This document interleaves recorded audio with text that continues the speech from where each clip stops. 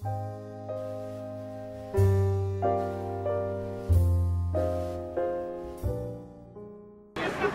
zagotovo za veliko in pomembno pridobitev. Danes smo sicer namenoma predali to zadnjo fazo, ne gre pa pozabiti, da smo to Bežigrajsko cesto obnavljali kar nekaj let, jaz mislim, da približno 5-6 let je vse skupaj trajalo, tudi z izgradnjo novega mostu preko Hudinje, in da smo s tem dobili novo, sodobno cestno povezavo, tudi varno za prehodi preko industrijskih tirov do tega vzhodnega dela Celja, ki je sedaj odlično prometno lociran z priključkom na avtocesto. Gre za mešano namembnost, tu imamo tako naselja kot industrijsko storitveno dejavnost. Hkrati pa seveda ne gre tudi pozabiti, da ta cesta predstavlja sporedno povezavo s sosednjo občino Šentjur.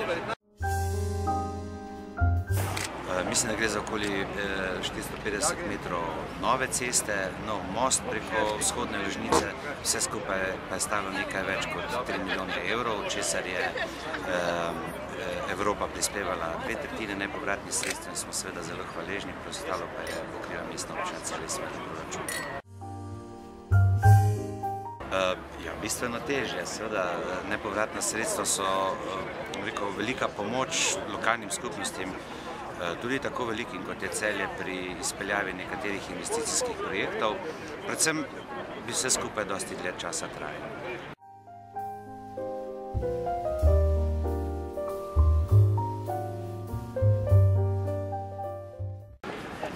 Mi računamo, da bomo uspeli tudi še v tej finančni perspektivi z projektom voznice v smeri sever-jug. Gre tudi za samo mesto zelo velik in pomemben projekt, namreč v Celju praktično ves tranzit v smeri sever-jug poteka preko starega mestnega jedra. Jaz mislim, da smo edino to vrstno mesto v Sloveniji. Smo že pred časom naročili in tudi že dobili izdelano idejno študijo za tunelsko povezavo z območja stare Cinkarne pa potem tam proti Skalni kleti nekje. Mislim, da bi s tem učinkovito lahko speljali tranzitni promet mimo starega mestnega jedra.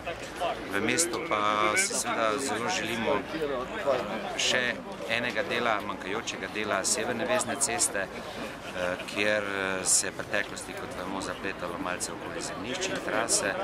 In upam, da bomo v prihodnjih letih, še v tem obdobju, mandatnem obdobju tega mestnega sveta, mene kot župana uspeli realizirati tudi to cestno povezavo, ki bo razbremenila predvsem tiste ozke lokalne ceste na Ostrožnem, pa tudi samo cesto Dečkovo in tam, kjer se ljudje vozijo v tej smeri Ostrožno, centralni priključek na avtoceste.